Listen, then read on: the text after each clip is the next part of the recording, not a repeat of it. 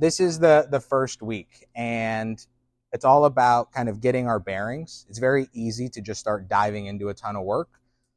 Businesses require a lot of work, but they require a lot less than what founders do, because founders end up spending a lot more time doing things they shouldn't, doing things inefficiently, prioritizing the wrong things. And it's one of those, your week's going to be 80 hours. I'm sorry, but I want it to be the right 80 hours. That way you can actually get something out of it versus just being exhausted all the time. So this is that step. Weekly topics, right? Again, every word, more or less, that I say, but everything that's on here is, there's no fat. Meaning if it's up here, it's really important, because I don't want to talk for 3 hours, right? So every word, every line matters. None of this is fluff. If you've had fluffy education before, you're going to be overwhelmed immediately, and that's a good thing. And then you watch it a bunch of times. First week, review and strategic planning. We have to know our goals. We have to know our situation, because if we don't know where we are, it's kind of hard to get where we want to go. From there, we're going to talk about pitching, how to close on sales, how to close investors. We're going to talk about your product offering, because until you're making $100 million a year in revenue, there's probably things to improve on the product. There's positioning points, there's features, there's everything under the sun, how you manage customer support, etc. We'll talk about sales. We'll talk about the two sides of customer acquisition. So we'll talk about sales and business development, which is selling and networking, and then marketing, which is brand and performance, right? We're building our brand, and then we're trying to close and get customers. We'll talk about finance and operations, because of course there's money to raise and there's things to do. Notice that's at the end, not because it's not important, but because everything you do before makes that easier or harder. And we don't start with the hard thing, because finance is where you go prove it. You want to go raise money. You want to invest in all these things. All right. How are your sales? How's your customer discovery? How's your product? How are your processes? How's your team? Notice all of these things get fleshed out in your diligence for finance anyway, for that capital raise. Better to address those things first, because then when you get to it, you're in a better spot. And then HR, legal, and compliance. Why? Because we have to. We're not in business to do HR. We're not in business to do legal or compliance, but going to jail or big fines, neither are very fun. So we do what we have to keep the government away. Fair enough. The basics. So in terms of what we're going to be doing here. So 7 weeks, I'm going to teach for roughly an hour. Some may be shorter, some may be longer. I'll give you guys homework. The homework's all voluntary in terms of you can do it or not do it. Again, I wouldn't recommend it if it wasn't worth doing. So every bit of homework I would do. I do all of my own homework, meaning when I create businesses, when I advise startups, when people hire me, they do this homework. They just do it in different ways. We're going to teach tonight on Mondays, right? It's going to be the goal. Some days, I'm so jealous of your cereal. No, you're good. We're going to teach on Mondays, Miami time. What does that mean? Notice it's how 6:15 and we're starting. It's like, yeah, right. We're going to start though before 6:30. And it's one of those, here's the reason. Miami time's a factor, but you can leave earlier, right? And I know everyone's got things in their schedule. Trust me, I have been there and I am there and everyone's busy, but we got to make time for things, right? We got to prioritize. So it would be disrespectful to have you guys sitting here an extra 45 minutes, right? Just waiting for everybody else. They got to watch the YouTube video. And it's not because I don't care about them. It's because I respect you guys. It's another reason why I'm going to encourage you to always be the early one. Little things matter, but if you're always early, people notice it because they're always late, especially in Miami when everybody's late. I'm going to record everything. As I said, office hours, you will have gotten an invite to Slack. I would encourage you to join the Slack because I'm just going to put all the things there to make life easy. And when you go to the Slack channel, it's located in the Office Logic channel, like in terms of on Slack, and then it's a little sub channel that's private. You'll see a link to YouTube for more education. I post tons of stuff. You'll see a community where I post tons of stuff. You'll see my office hours link. I'm going to give you guys all free office hours to just help advise, help coach, help dig into more of the weeds. Here's a lot of theory. Again, still practical, but there's a lot of like theory I have to teach you because if you don't know how to approach something, just doing it leads to very little value. So the office hours will let us dig in a little bit more and of course get more specific. Communications, please use Slack. Email, you can imagine my email is a nightmare. So Slack's a little easier because it's just, DMs back and forth. So please use that. If you need to reach Noelle, please email her. And away we go. Any questions so far? Some frameworks. So I like to not make life harder than it needs to be. So I come up with tons of startup frameworks, ways that I think about things, things that I reference these slides over and over and over again. I'm always pulling them up on meetings or coaching sessions because I just like to make it easy. And most of the time, the easy stuff is 90% of the work, but it's just hard to still get that done. You'll notice there's a lot of words. It's not because I don't appreciate that having a lot of words is boring. It's because you're going to read this later. I know this. I've been teaching, so I just want to make it so it's available later. So you go, what did he mean by that? It's like, this is what I meant by that. So let's just go through it one by one. We learn for a reason, right? I assume none of you are here just for the joy of learning, and I appreciate that. The reason is to achieve our business goals. Again, you got to follow the logic. A lot of people mess it up from the very beginning. And our business goals drive our daily actions, which means if I go, what are you doing? And you go, I'm doing this. I go, what goal does that help you with? And if you don't know, you probably shouldn't be doing it. Why are you organizing all of your folders for 3 hours? Oh, well, we need to hire a person and I need to have it organized for them because that'll help our operations. Great decision. But if you go, oh, it's annoying me. Annoying you doesn't make money. Annoying you is not the productive thing. Be annoyed and do something else, and then do that when time calls for it.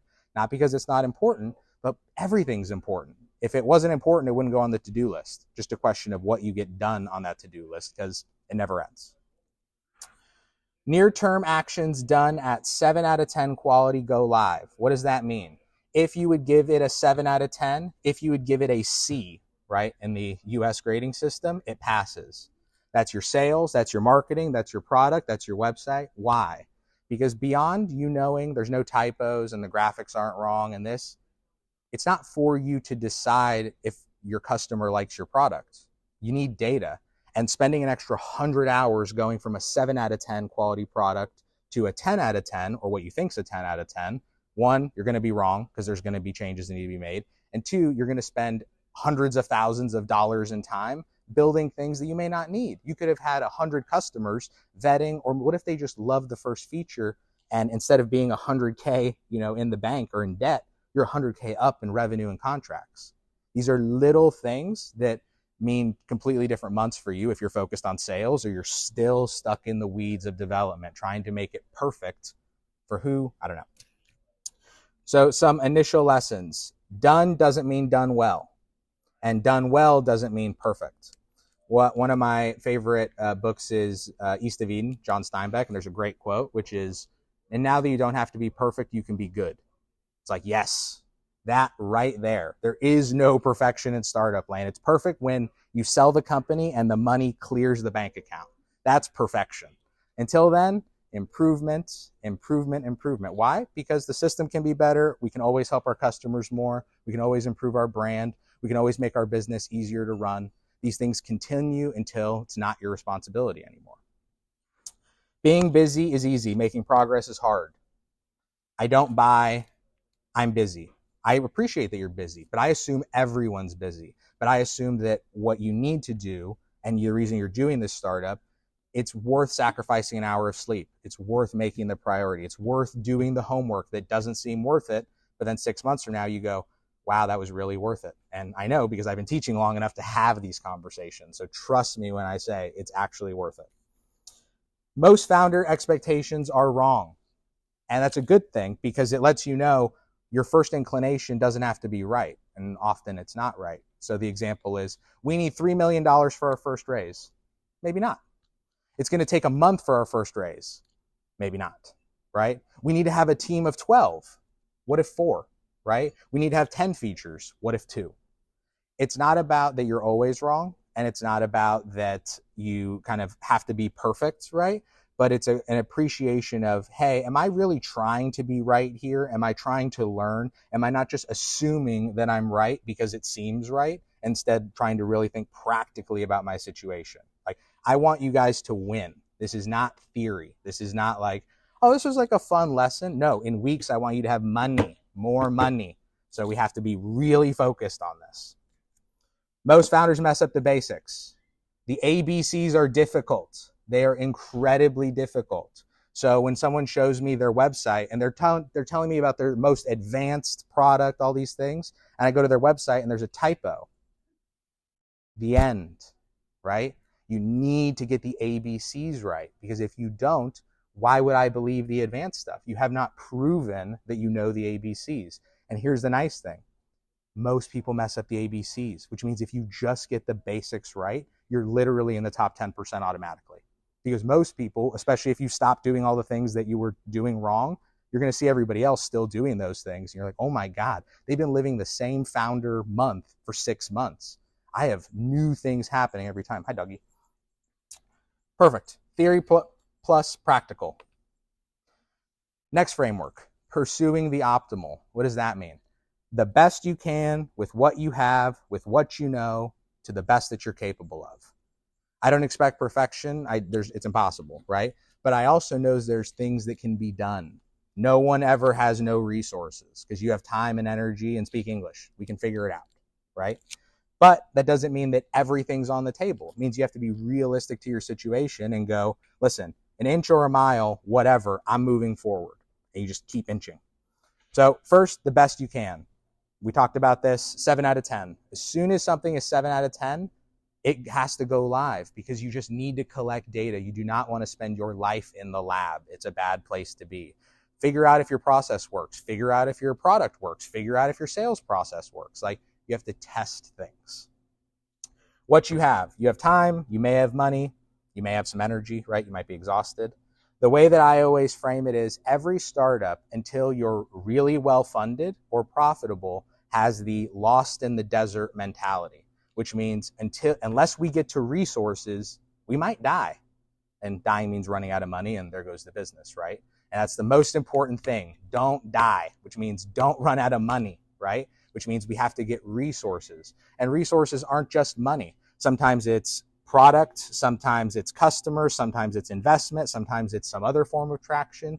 But what is it that's the next piece that helps move your business forward? With what you know. What you know is both what you know currently and also what you can learn. Here's a pro tip. If you don't know something and then you come to me and you ask the question and I Google it and it's the first result on Google, that's something you can know. That's something you need to know, right? Because would you respect the person that doesn't know that if you were me, right? It's like, hold yourself to a high standard, not an impossible standard. Last, with your capabilities. Be aware of who you are. You know what I am? A finance and strategy. I am a tactics person above a map, right? I am not your creative director. I'm never going to produce beautiful marketing. And that is really good that I know that, because then I go find people that do creative and do branding, and I go, you're the best, you do that, let me help in my way, and then we both win, right? And that's the pursuit for many founders. If you're not going the full solopreneur route, which most founders don't because it's overwhelming and depressing and other things, you're going to need a team. You're going to need a team. So we like to build this team. Small wins add up. They really do. Every customer, every sale, people go like, Aaron, I need to put 10K in marketing. No, you need 2 customers because you have had nobody test your product. I want to see the first 1, 2, 3 customers that you go get by hand at awkward, sweaty networking events in Miami. Great. You want to know why? Because then when you do that and you go to the investor and they go, how'd you get these customers? I'm glad you asked. I'm going to tell you the most nightmarish story of what it took to get these customers. And you're going to go, and he still got them. I wonder what else he could get if I give him some money. This is how we capture investor interest. They want to believe in momentum, not in hopeful stories and fairy tales. And it's not because fairy tales aren't nice and amazing, but it's because they're there to make money. They may support your cause, they may care about you, but they're not going to give you money to just voluntarily lose it, which means you have to show that you're going to be a steward of it. Why do people buy things? I know your business is going to change the world and save all the puppies and do all the things, but it also does one of these things too, probably. And these are the things that interest buyers and investors. And think of a product, any product, and it probably is this. It either makes you money, it saves you money, it improves your experience. And an example of that is, I have a broken leg, I take morphine, I'm happy. That's bad to good, right? I go on a roller coaster, and at the end, I win the lottery. That's good to great, right? Notice they're all good. So whether you're in a bad situation and you can make it good, or you're in a good situation and make it better, positive experience is a good thing. And last is reducing risk. Nobody here wants to have insurance. People do not like when that nasty, multi-comma medical bill comes because you didn't have insurance. So it's important to go, all right, why is somebody going to care about my product? What does it do for them? If they were looking at this in the most basic game theory strategy, they don't care about me from the man in the moon, why would they care? Because it makes them money. Because it makes their life easier. It improves their experience. Even if you hate me, you should still buy it. That is a product worth buying because the value is just there. It's concrete. And this convinces investors. It's not just, I want you to care. It's, no, I can prove value and I can quantify it. That's intense. The good question framework. We're talking about frameworks, but notice these are all basics. These are ABCs, right? But there's a lot that goes into the ABCs. Before you ask me or somebody else a question, I want you to think about this. This is a framework that I came up with when I was teaching interns back in the investment bank because I was getting 1,000 questions a day, and I'm like, this is just not manageable. So I made a rule. You have to go through these 3 steps. And if you've gone through these 3 steps, you can ask me any question, and I'll take as long as you want to answer it. But if you haven't, you can't ask me anything. That makes it really simple because this teaches you how to learn. So the first thing is, people ask me questions all the time that I just go, can you say that question slower? And then they say the question slower, and then the answer appears.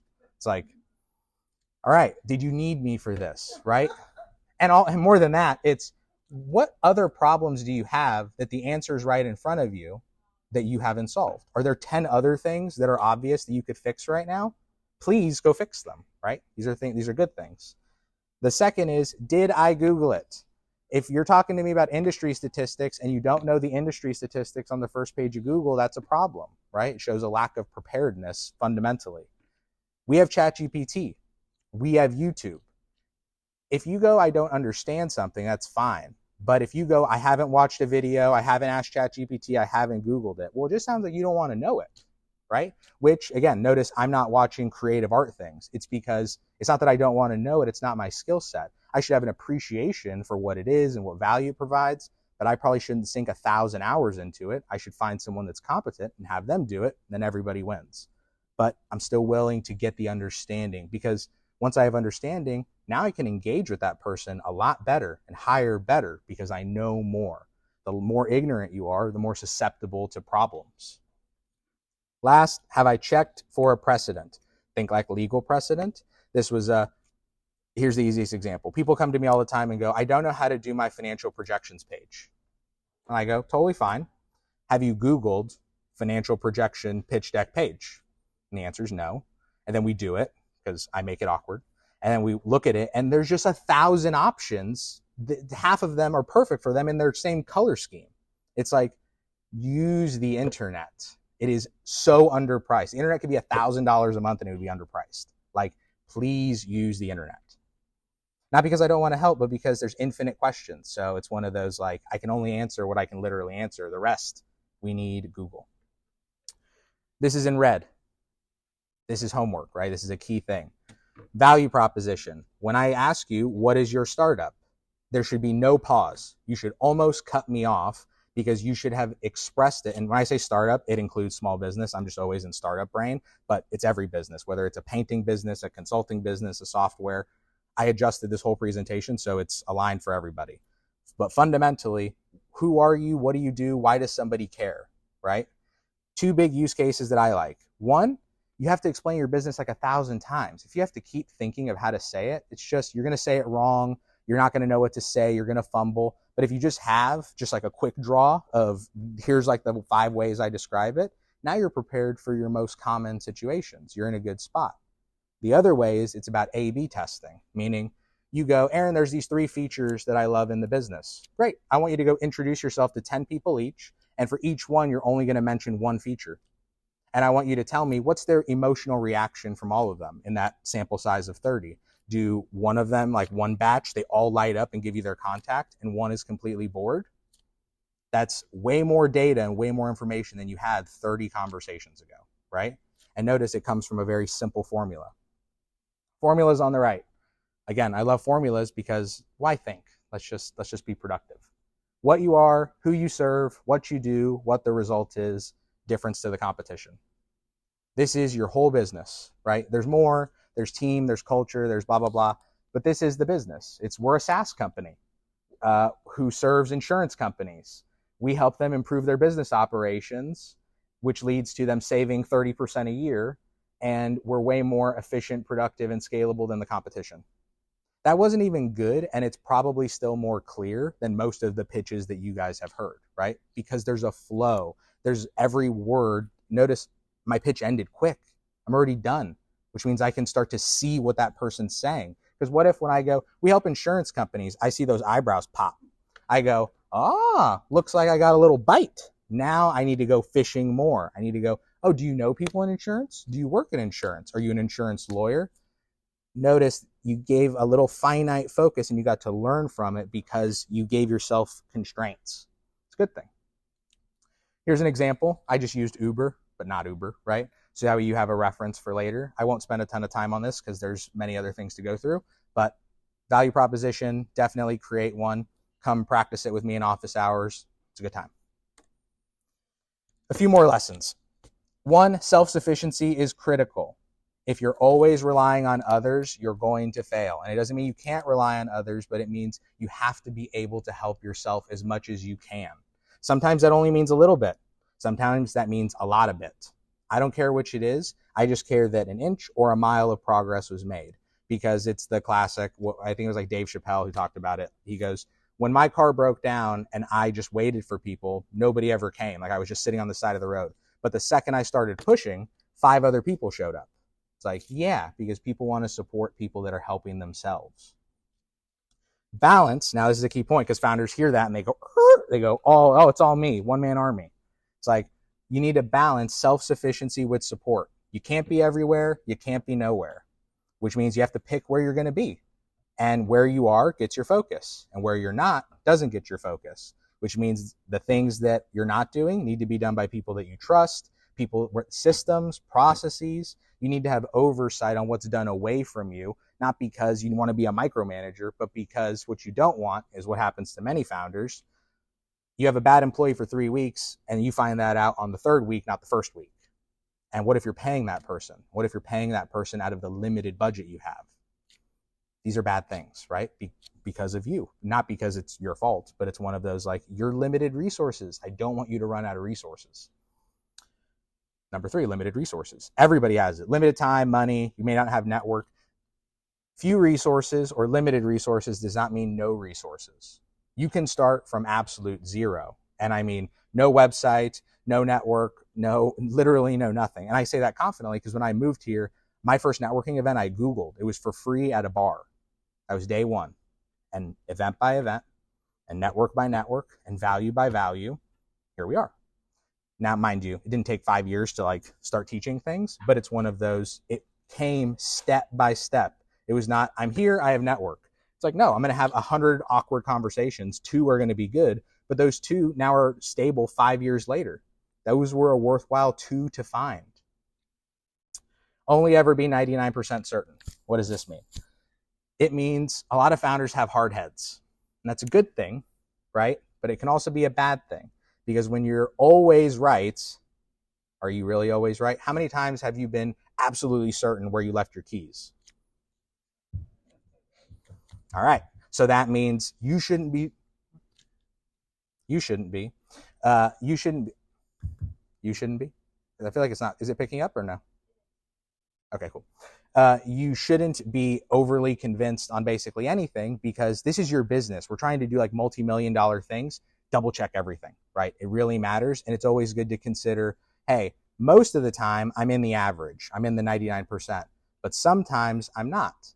But sometimes is 1 in 100, 1 in 1,000. You're statistically not the most unique founder with the most unique situation that's ever lived, right? Which means it's a good thing, because that means you can approach things the average way that most founders do and find success. You don't have to go on the unbeaten path. You can just do what's tried and true and win. And right now we're in survival mode. Innovation is for when we have extra resources, when we have excess. So, remind you, I'm a tech guy, so I'm not anti-innovation. I'm just pro-life, pro-money first, right? Because Once you have money, once you're break even, we can sit around for a coffee for 3 hours and talk innovation. But until then, you're stressed about money. Be mentorable or coachable. Nobody wants to work with somebody that can't take advice. Now, this doesn't mean that every piece of advice that you hear, you listen to, but it means every piece of advice, you at least are willing to listen. How many times have you seen a founder in the middle of giving advice interrupt? How good did that make them look? The answer is bad. To the judge, to everybody in the room, right? It showed just a total lack of decorum. And it's like, if that's going to be how you act, how are you going to act when there's millions of dollars on the line? How are you going to act when your product person has a really different view than you? What if it's the right view? It's not that you have to be wishy-washy and always listen to everything, but you have to be a leader, not just a dictator. And there's a big difference.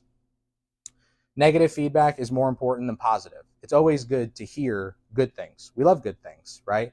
But you don't make more money from good things.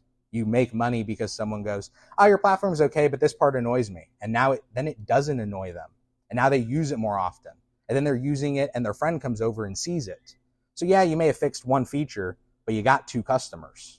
And then that becomes more and more and more. Any questions so far?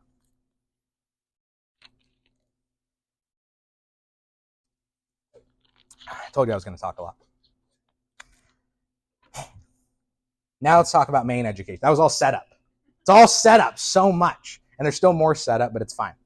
So first, startup versus small business. And you guys know this intuitively, but set your expectations appropriately based off which camp you're in.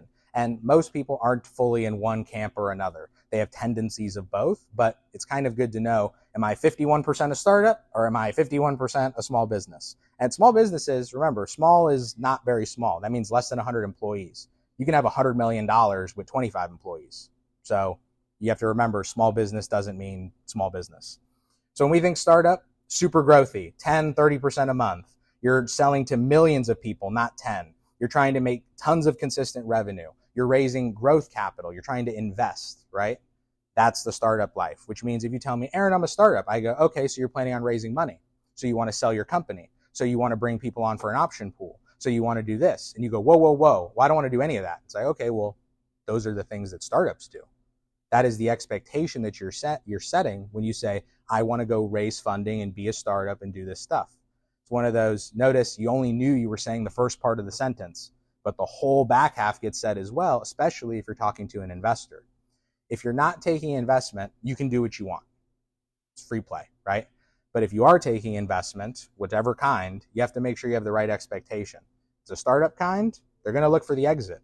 If we're looking at the small business side, it's up to you. For some people, it's paying back debt. For some people, it's buying them out at a higher valuation, meaning someone gave you $100,000 for 10%, and a few years later, you give them $200,000, whatever it might be. But depends on what your goals are. And small businesses get acquired as well. It's not like exit's your only way, but there's a difference between typically being a long-term holder and sometimes selling, and being a startup where the goal is to sell. Because a startup, there is no big startup. A startup is like an embryonic stage. It's just a phase that you're in. It's like an emo phase. And you either grow out of it and become a big tech company, or you get swallowed up by another company and get bought out. Yay. These are the things that happen. Exit planning. So you want to sell your business for lots of money. Let's talk about it, right? Because that's a big goal. People say it. It's like, all right, well, I come from the investment banking background, so I have a lovely view because I've seen literally the end. The multi-billion-dollar, we're selling, we're covering multinational, da-da-da-da-da. It's like, great. And I've seen I have an idea, what should I do? So I got a good perspective on how this path goes. And so all of this, trust me, tried and true. 1, start early. If you're planning on selling your business, you should know that today. Now, there's a caveat here. Situations can change, right? Things can evolve. But that doesn't mean today isn't true. Meaning it's like, do you want to sell today? Yes or no? No. 3 weeks from now, wait, I do want to sell. Great. But both situations had an answer because we need to have an answer so we can set goals. If we don't have clarity, it makes progress hard. If you're taking investor capital, specifically angel or VC, you're likely going to need to talk exit because remember, they want their money back, fundamentally. Understanding your options. IPO, boo. And I used to be an IPO banker, so I can say that really confidently. please just promise me you will never tell anybody you want to IPO. And here's why. Most companies don't. The companies that do, most of them shouldn't.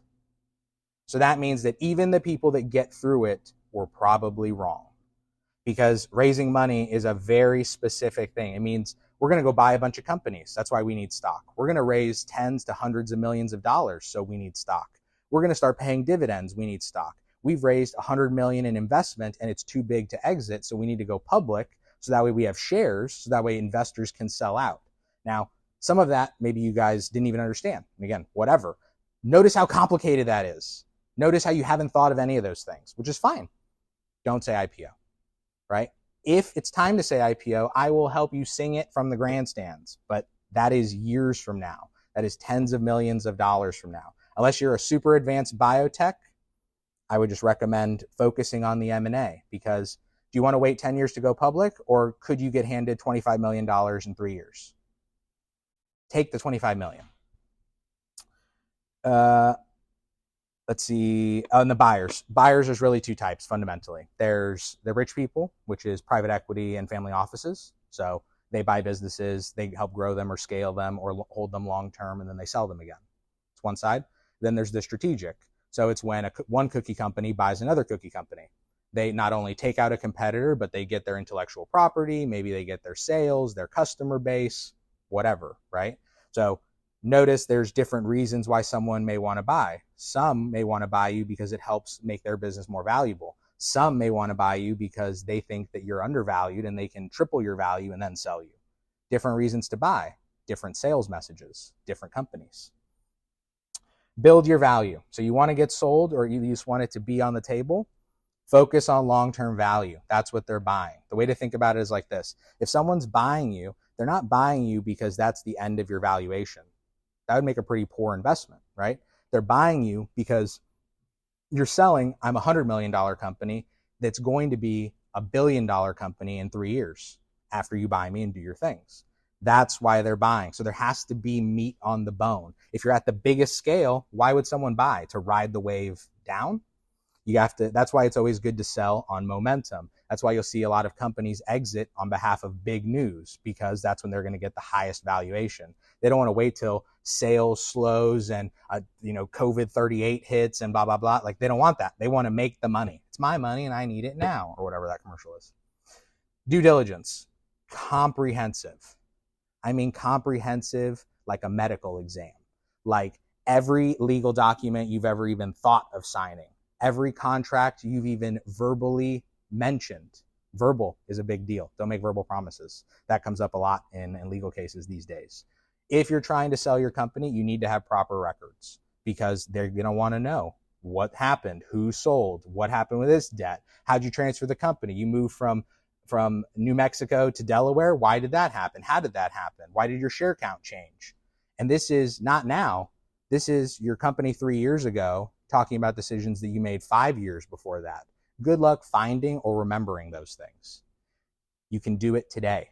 You can find all these materials. You can start building that data room, that diligence, so that way you don't lose it 5 years from now when you really need it, when there's $100 million on the line. These things matter. Financials, legal, compliance, IP operations, HR, go-to-market, everything. Just imagine everything is being heard or everything is being reviewed. Last thing, deals die all the time because of due diligence, and they die the morning of. I want you to realize that the day that the person's expecting to get the 100 million in their checking account, they get an email, we pass. That happens all the time. And trust me, you've never seen fury from finance people until their $100 million deal that they've been flying first class back and forth all day, all year long on, doesn't happen. And sometimes it's because of a document, because, the website is owned by the founder, not the company. Oh, that's bad. And now the founder, one of them, or some random person, has this weird claim, and now they're going to hit you with a legal suit the day before the M&A closes, and you just have to pay them 10% of the M&A price, and then they'll go away. Welcome to getting shaken down. Legal shaken down, also not good. These things can be avoided, but they have to be thought of even a little bit today. Now let's talk about deciding your business goals, right? What do you want for your life? I know, a heavy question for a Monday. But it's important. When I sit down with people, the first question is always awkward. I'm like, what are we doing here? Do you want to be Jeff Bezos? Do you want to be a billionaire? Do you want to change the world? Do you want to be a secret millionaire? I don't care what the answer is. I care if what you say doesn't match the actions you take. If you say, I want to be huge and I want to change the world and I want to do all this, but then I go, okay, we may have to take some investment and you may not own all of your company. You may not have full control. Oh, I would never give up on that. It's like, okay, well, what do you want more? Do you want control of your company or do you want to change the world? Because maybe if you have to raise $100 million, you're going to have to sell some of the company. It's not an always, but notice you have to ask these questions because if things go well, you're going to face these decisions. These are not what ifs and maybes. These are eventually. So be honest. And again, it can change, but know why you're doing this. And you don't have to go tell the investor, I want to be a billionaire, but you should tell me because then I can tell you how you go about doing that, which is good. Why start here? Well, what you want sets your strategy. Do we take investment? Do we not? Do we get customers purely via marketing? Do we not? Right? Do we hire a sales team? Do we not? These are things that the answer is very clear. Yes, no, we do this. We start here. Sometimes the ABCs are just that, but which set are you using, right? Which path are you taking? You have to know, or at least you have to decide. And if the path changes, fine, but it needs to change from a place it was going, not just circling the drain, waiting for funds to run out, which a lot of founders run into. It's a bad spot. Notice this is in red, setting goals, lots of step-by-steps. We start with the long term. Why? Because very few of you just started with, I just want to build a product for the love of it. You started with an idea, right? You started with a vision of what could be, what would be, what you want to be seen as, whatever. So let's start there. What is the full value you want to provide? This means when your product is Amazon, I want to know.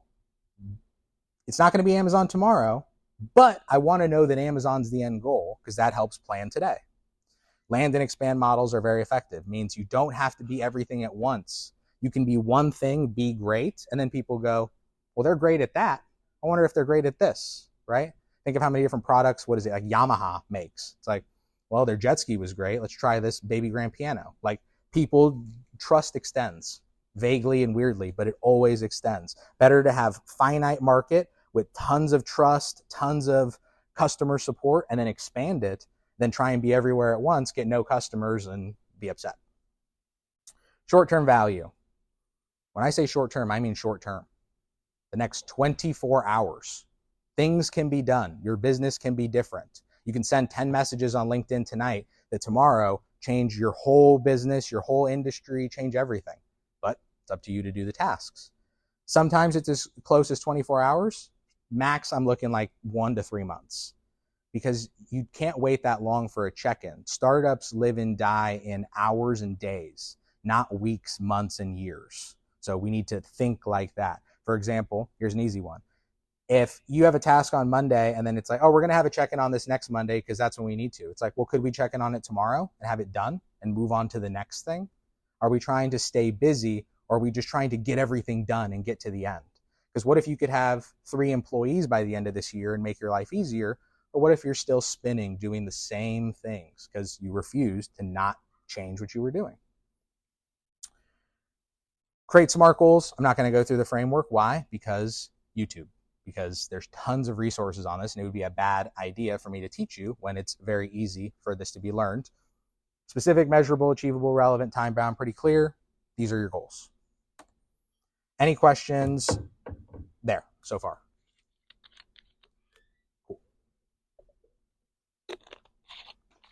Mission and vision.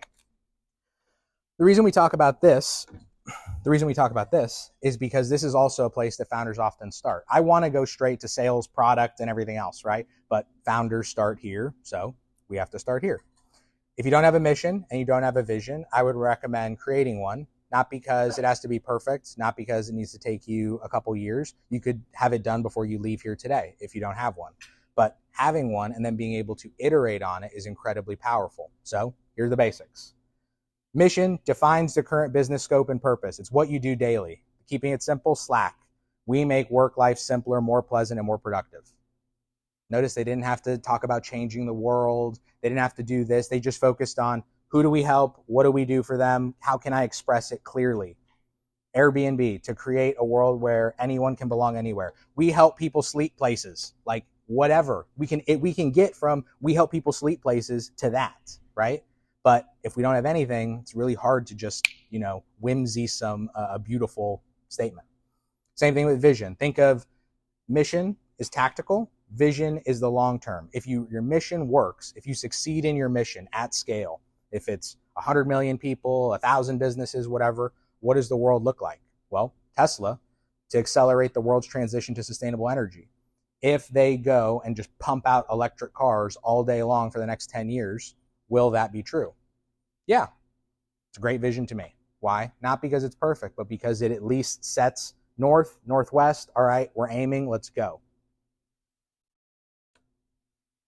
Now, how do you actually create these things? One, what is your core offering? That should be the core part of your mission because that's what you're offering. It's what you're doing. And the offering today, not what it is in 10 years, not the full Amazon baked version, because people only know and care about today. And if today isn't valuable enough to be spoken about, likely tomorrow isn't either. That's the investor mindset. If it doesn't matter today, it doesn't matter tomorrow. Identify your core value, right? What's the value your customer receives? More money, more efficiency, more. Notice that Slack one was improving an experience. There we go. Plug and play creation. Our mission is to do this action, which leads to this. Start there. Same thing with vision. If your mission happens at scale in 5 to 10 years, what is the global value? How would you talk to the world? If everybody in every language could hear, it's like, hey, if our business does well, we will have, and you say that sentence, right? That's what we want to say. Our vision is to do this scaled action to transform the world's energy dependence, which leads to a better, happier, healthier world, whatever. Good places to start. This is the most important slide, probably. This is, so you've heard of the business model canvas. This is my simplified, basically, version of it, something more founder friendly, because when I look at the business model canvas, I love it. But the problem is there's no direction to it. It's just, here's a chessboard, play. It's like, well, what do I do? Well, I have solved that. I'm giving you your rules. This is bone dry. This is very simple. First, go to market. What does that mean? Acquiring customers, getting them, keeping them, getting them to refer. Second, R&D. And it doesn't matter if this is a service or a product. You're still thinking of your offering. You're still either providing the service via software or providing the service via service. So it's, what's your product or your offering strategy? What are you doing to develop it? And develop it could simply mean, if you're a consultant, right? It's just, okay, well, what are you going to do? What worksheets, what plans, what models, what things do you need to deliver the value that you're selling? And the last is support. Unless you're selling consumer goods, and even then you need support, you're going to have customers that call in with bugs, with issues, with requests, which this. How are you facilitating the delivery of value and the support that happens after? Last is required support operations. Keyword required. Remember, there isn't a word on here that's got fat on it, which means the only reason I have this here is because we have to do it. HR, got to hire people. Got to make sure we have handbooks. Got to make sure the handbooks are read and you don't sign a handbook that has a clause in there that you wish you hadn't agreed to, but now that you did, you did. Got to do your finance because running out of money sucks. Operations, we'll come back to that. That's a holistic view. Legal. Legal is what you should do, meaning you should do this, this, and this legally because it protects you. Compliance is what you have to do. If you don't do this, this is going to happen. You're going to go to jail. You're going to do this. You're going to do that, right? Whatever the compliance thing is for your industry. Notice neither of those are wants. They're just things that should, right? Just like taxes and everything else, we do them. So now let's break it down a little bit more. So this is the business evaluation scorecard. I want you to do this later. And the nice thing is it's super quick. All it does is take each one of these and it breaks it down. So go to market, has sales, marketing, biz dev, et cetera, et cetera. And I want you to rate your business. And you'll notice this rating scale is interesting. It's only got 1, 2, 4, and 5. Because 3 doesn't teach us anything. If you tell me something's a 3, I don't know whether we should do anything with it. So we just remove that entirely. Now it's if you can't say it's good, it's bad. End of discussion, right? And you can't say something's good if it's amazing, right? Now you've got very clear distinctions. There's nothing. I don't care if it's a salesperson. I don't care if it's your effort. I don't care if it's your product. It all can get measured with this scale. We use it internally at my company and with my companies all the time, because then guess what? Communication becomes very simple. Hey, we're having a 5, or, in terms of severity, let's say 5 is like the most severe. We're having a 5 issue with a customer. That tells me we need to fix this right now, right? But if someone goes, it's like a 1, then I go, okay, well then just do whatever, right? Because it's so low impact, I shouldn't be bothered with it. Notice if they go, it's a 3. So what do I do? You know what I mean? Do I email them? Do I call them? Do I do nothing? Doesn't help you. So when you look at your business, if I go, how would you evaluate your sales? Just a simple question. When you think of your sales process, your activities, if it's relevant for your business model, how is it going? If you said it's going good, and I go, okay, what's going on that makes it good? If you don't have an answer, probably bad, right? And if it's not have at least a little bit of progress, it's probably horrible, right? And none of these are, indictments. You're not going to stay at any of these places, but notice how this helps you set priorities. Because if your sales, marketing, and biz dev is all at 5s, but your product is all at 1s, that tells me where we need to spend our time. Because that means, you're getting tons of sales, tons of leads, tons of biz dev, but your product's horrible, or your servicing is horrible, or this is horrible, and we're living in constraints. There's always a problem with the machine. We have too many leads. We have not enough leads. Or our product's, too complicated. It's too simple. You're doing a dance the whole time. But this helps you structure the dance a bit more, because now you know, hey, if it's a 1 or a 2, we got to look at it. If it's a 4 or a 5, we'll address it after we finish the 1s or 2s. This is very helpful for day-to-day planning. Because now, when you look at this, fundamentally, your entire business exists in number 1 and 2. Get customers, deliver value. That's the business, right? So that means that if we're not getting customers, we should be fixing the product. And if we're not fixing the product, we should be getting customers. And if we've done both of these well enough, we have to make sure we do everything else. This, again, seems really simple. If it's so simple, I want to see you use it really well, right? These ABCs. So when you come to the office hours and you go, I don't know what to do, I go, well, let's consult the engine. How's your marketing? How's your customer acquisition? It's going well. How's your product? It's not so great. Have you done any legal work? It's like, what do you mean?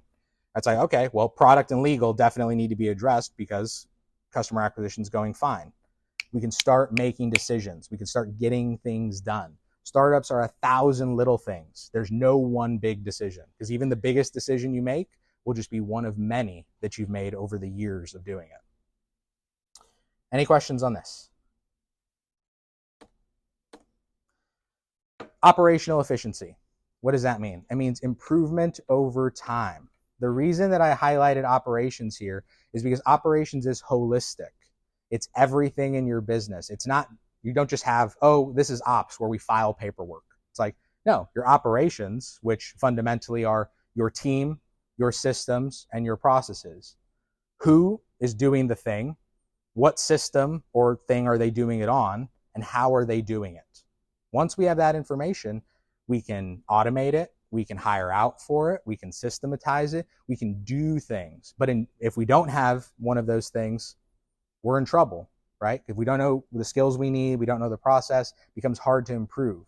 So when I'm looking at operational efficiency, I'm looking at this in particular, because if you tell me, hey, my sales is a 2, it's like, okay, well, what's broken with it? Does it not work? Or like in terms of you can't get sales? Or is it that it works too slow?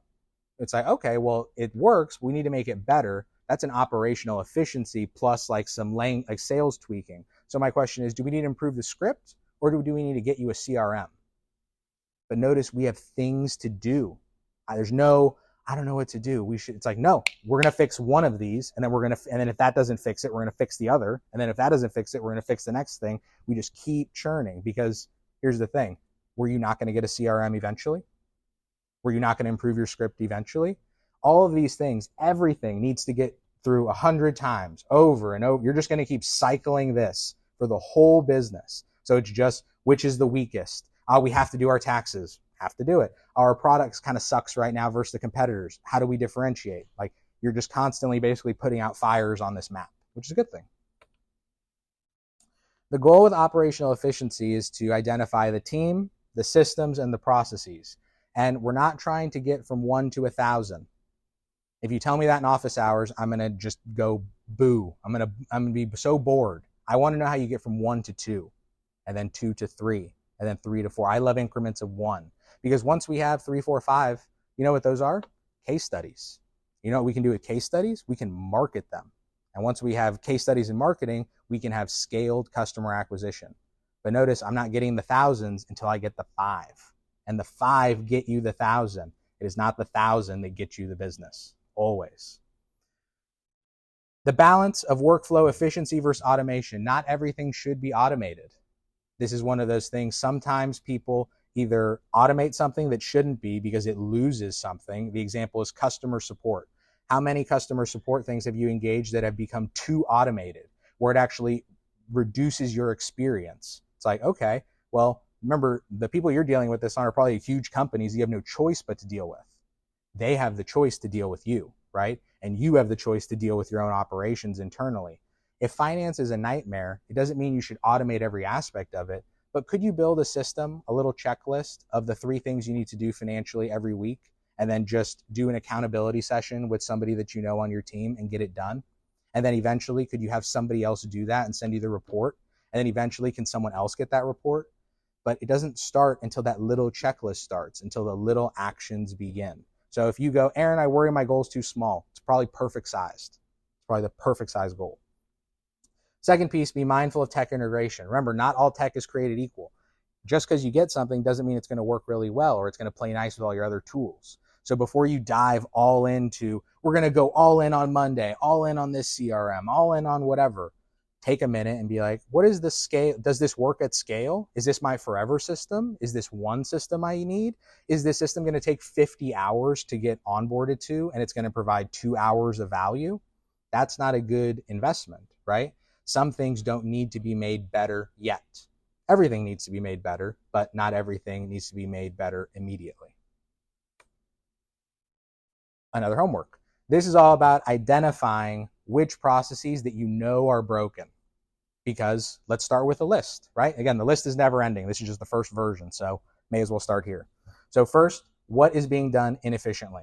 What are you looking over? What takes you 10 hours when you know it should take you 2? What are you the worst at doing, but you have to do? And if you could get it off your back, you would absolutely love to. These are good things. Is there a documented process for the job? At a minimum, and if you're doing the job and the job's being done well, I'd like the job to keep being done that way. So please write it down. Record yourself doing it. Take little screenshots, because once you have how you want it done well, now you've got a standard operating procedure. Now an intern can do it. Now your number 2 can do it. Now your daughter can do it. Whoever you're making work on this business, but now you've got a guide, you've got resources. And then those resources, eventually, guess what? When you go, hey, I think we can automate this process. You talk to a developer and you go, how does the process work? Here. They go, oh, I can definitely automate this. This is easy. Well, it's easy because they understand the process, and they understand the process because you wrote down the process, and you wrote down the process because you took the time to do it. Anything that gets done more than once should be documented. That means taxes. That means your HR. That means your sales. That means your product reviews. That means your customer interviews. And it's not because it's not going to change. It's not because it's not right. It's because if you don't start, you won't start. You just have to start. Start at 0, but start. Identify the weak points. So again, we looked at that engine, right? It's very simple.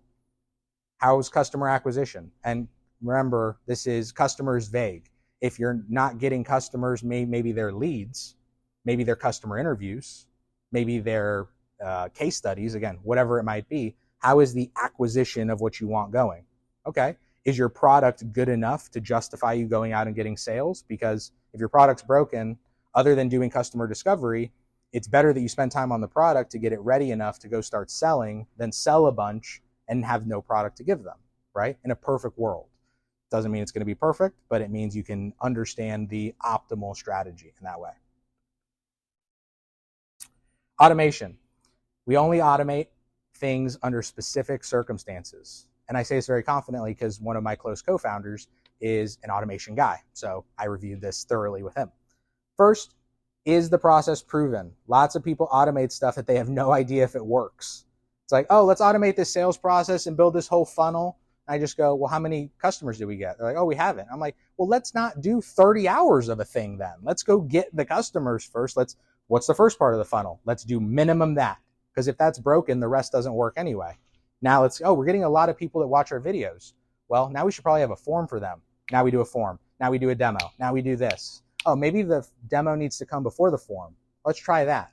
But notice I'm putting pieces on the board. Now I can start playing the game. Before it's just like, I hope I get customers, or who do I have to talk to, or is the product ready enough? It's like, let's decide. Let's get some data.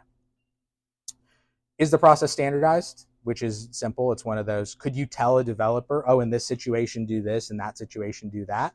If you can't, then you probably either don't know the process well enough or haven't documented enough. Maybe you need to go through it more times. Maybe you need to be more thorough. Maybe you need to come up with more rules. These are all business specific, but notice you can't just whimsy them up. You kind of have to have them and go through them in your process and then write it down and then expand on that. And last is, can you afford it? Both dollar and time. The example is this. If something costs you 100 hours to automate and $100,000 and it saves you 2 hours and $10,000, bad investment, right? It better you do the manual thing, meaning if your CRM is a Google Sheet, but it works and you're getting customers and you're going to have to delay all this nonsense to get this other one, maybe you just stick on the Google Sheet for a couple more weeks, a couple more months until you have just enough money where getting the CRM wouldn't interrupt your customer acquisition. Notice you're finding priorities here, right? It's like, oh, well, it's working. It's a 4. It's not a 2 or a 3. Or it's not a 3 ever. It's not a 1 or a 2. So maybe we don't touch it yet. Maybe we actually do that legal stuff we haven't done because we want to raise money. Let's get on that. Homework, networking pitch. Why? Because you're always going to be pitching and introducing yourself and just doing all kinds of stuff, right? So it's important to just understand what's going on and how you can say hi. So this is the classic, please introduce yourself. You get asked this 100 times and you give 100 different versions. Here's a way to make it a bit more concise, and let's see how it goes. Hello, my name is First and Last, and I'm the CEO of X company. So far, so good. I have a background in aerospace engineering and finance. So I'm building an aerospace software startup, right? Notice I'm connecting, I'm qualifying. And notice in the first 2 sentences, I know name, I know role, I know company, and I know your background. That's 4 things done in 2 sentences. And you're not talking for 10 minutes at somebody waiting to see if they care or not. You can just get through it.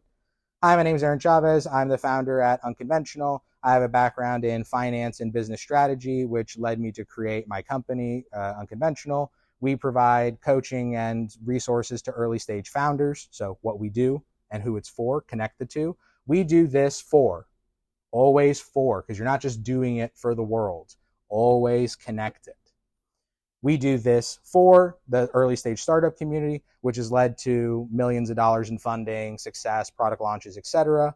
I'm interested in meeting with other educators who are looking to coach and educate their ecosystems to collaborate with. Notice how clear that pitch is. You know who I am, you know what I do, you know who I want to meet.